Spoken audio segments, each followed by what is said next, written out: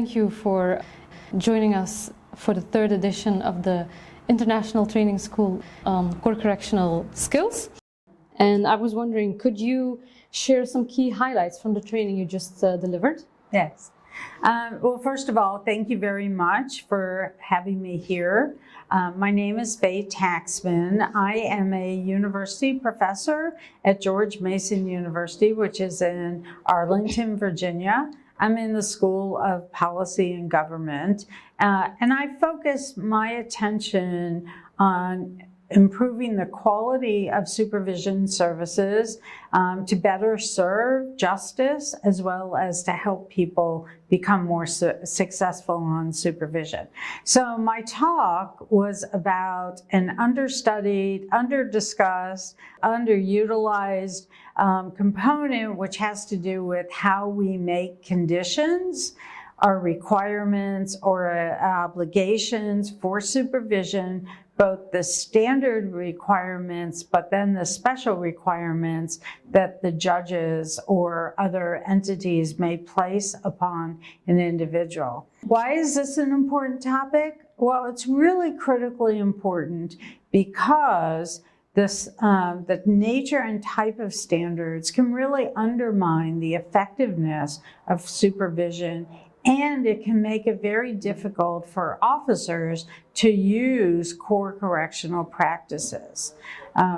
Conditions or obligations are basically the great laundry list of requirements that we ask people to do in the United States. As a result of our era of mass incarceration, we have people doing 20, 25, 30 requirements. It's absurd because, no human being can manage so many different requirements at one time. In fact, our social work principle is that most people can't manage more than 3 requirements at any one time. And if you think about someone who has mental health conditions or substance use conditions or food insecurity, those individuals need special attention to really to get through supervision. So how do we do conditions makes a big difference. Another related factor is that many of our clients come to supervision with a lot of baggage and weight on their shoulders, having to do from past life experiences. Many of that past life experiences have involved oppression or injustices. And so they approach supervision very skeptically because they're thinking, oh, well, they're just trying to catch me and incarcerate me. So I am going to do the minimum possible. So we really need to change how we do supervision with a focus much more on dealing with incentivizing people to positive behaviors instead of punishing people in hopes that they'll actually engage in more positive behaviors. Could you offer a comparative perspective on delivering this type of training or talk in the US versus Europe? So, my point of reference was the United States and trying to wake up people who deliver supervision services about the extreme, exceptional condition of offering so many requirements of supervision.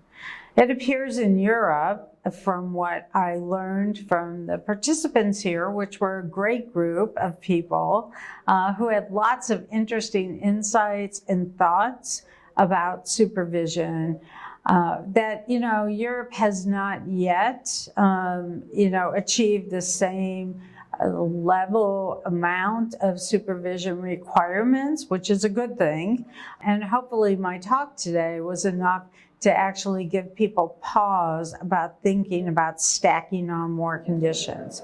But in the United States, it's difficult because officers like the power, they like having conditions, because that way they have much more discretion on how they can work with clients. And they like being in that control position. So, you know, it's difficult to have discussions about conditions because, as one officer told me once, well, if I have all these conditions, then I can let people fail, and then, you know, when they come back, maybe they'll do better. But of course, that isn't a great incentive, and it's not using the core correctional practices, you know, that the Institute is really involved in. So I would say to a U.S. audience, the difficulties in this type of talk is really, you know, having officers understand that they need to give clients a voice in the process, and also trying to minimize the harmful conditions and maximize more meaningful conditions. Okay, perfect. Thank you very much.